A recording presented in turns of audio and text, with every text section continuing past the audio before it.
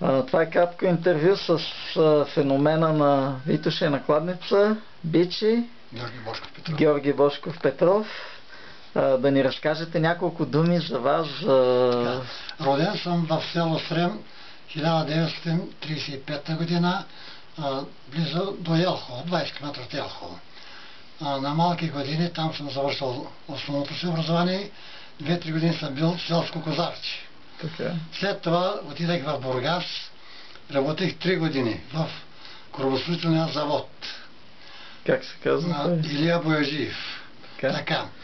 Оттам отидах в град Пловдив, учих 4 години и половина средното образование. Пловдив.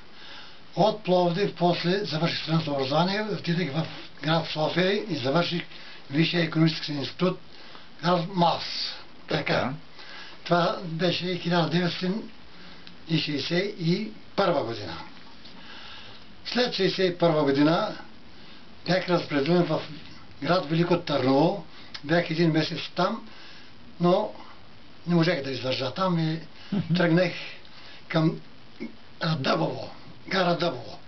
И там решавах дали да ходя в Бургас или София. Реших София да дойда. Дойдех в София и се пренесах, имам много приятели, където сме учили заедно, и се пренесах после в град Перник. В завод Ленин мислих да започна, но не започнах.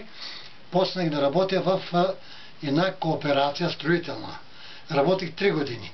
След това ме взеха в окръжен районен съвет и бях 25 години отдел цени. Икономист по отдел цени. Така. След това станах 15 години работих като финансов ревизор. Финансов ревизор. И там се пенсионирах. Това коя година е било? Това е 1999 година. Така. Така. Многократно съм ходил на походи в Рила, Пирин, Стара планина. Най-много сме ходили зимно време на Рила, а най-много на Пирин и Стара планина лятно време. Така. Минавали сме Комемине за 11 дена. Това колко? 10 човека бяхме и 700 и това пише в книжка, 760-70 км. Раниците ни бяха, моята беше 14 кг, а обаче имаше едни приятели, на един му беше 28 кг раницата. По Комемене прехода липсваше вода, Стара планина такава е безводна планина. И по цял ден сме карали без вода.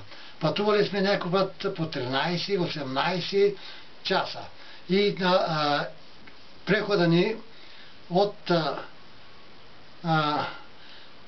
извор имаше там една хижа, вече ги забравих. Студен извор се беше, до Вежен. Продължи 23 часа, тъй като падна дъжд, почна да гърми, дали светкавици, облаци, замръкнахме и пристигнахме, сутринта тръгнахме 5 часа, пристигнахме другия ден 3 часа и половина на хижата. Просто... А в Кладница от кога сте? Какво ви доведе? Така, след това спуснах се. Така, и ти си после си... Така, тръгнахме Комемене 10 човека, завършихме 6 човека. Така, другите не можаха да издържат всички преходи. Така, от Гоце Делчев, Пирин плана, от Гоце Делчев ходим на Папащир. Преспиваме от Папащир до Черния връх, сме го минавали многократно за 4 дена. Това е преход, където го минават по 14 дена други туристи. Значи сме минавали, мога да кажа и преходи си и кажа, от хижа Папащир, защото някой не знае, да не мисли, че лъжа. От Папащир хижа, през връх Ориляк, Бойко връх, Типиците, над Джангала минаваме, Типиците, Бънерски чукар на хижа Вихрин.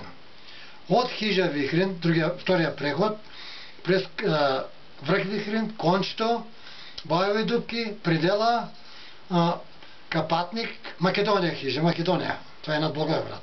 От хижа Македония, Голям Мечи връх, Павли връх, Караланица, Ангел връх, Канарата, Сучал Кубиново Бранище, Мальовица, хижа, Вада. Това е Рила. Да. Така, от хижа Вада, последния преход, минаваме село Клисура, Вирила, Чупетлово и оттам Черни връх. Там представи не защото бяхме се овъркали багла беше не панала, аз им казвам, викам, това, което се записах, викам, добре, Витоше, малка ще прекусим. Така. Като минавахме Комемине, навежен бебе за Касали вечерта, повтарям го това малко, обаче това не бе го изпуснал. Баш на връх Вежен, не фана много лошо време. Много от нашите туристи си оплашиха. Книжката, къде има книжка написана, като е писал отборката, се казва Борис Никлинов, той казва, той и Бичи сме в добро състояние. Другите всички бяха се оплашили, някои даже говориха, ние ще умрем. На един аз му казах на ухото, защото беше телефон, не си притеснявай, сега е 3:30, сега е юни месец, 4:30 ще светне, няма да умрем. Ние сме пътили много повече тежки преходи. Няма да умрем. Бъди спокоен, всичко ще е наред. Ама ние умираме. Няма. Многократно сме ходили на зимно време на Рила. Значи походи сме правили декември, февруари и март. Март сме били най-много дни, по 10-15 дни на хижа Вазов и сме карали ски. Ски поход там сме правили. Така, цяла Рила сме минавали. Веднъж се наложи група от 7-8 човека да минаваме от Боровец за Гранчар през връх Мусала. Обаче не фанава много лошо време, групата се разцепи, то не е веднъж, само това помня.